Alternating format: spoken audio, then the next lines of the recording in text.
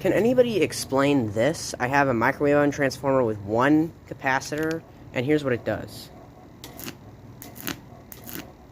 It does this most of the time, but if I do it just right, it arcs.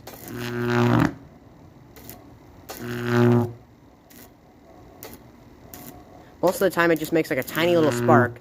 Sometimes it makes a really big arc. Can anybody explain why it does this?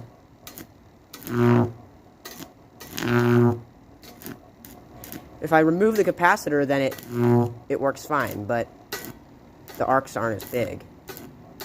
But if I put a capacitor, then it just makes these tiny little arcs like this, most of the time.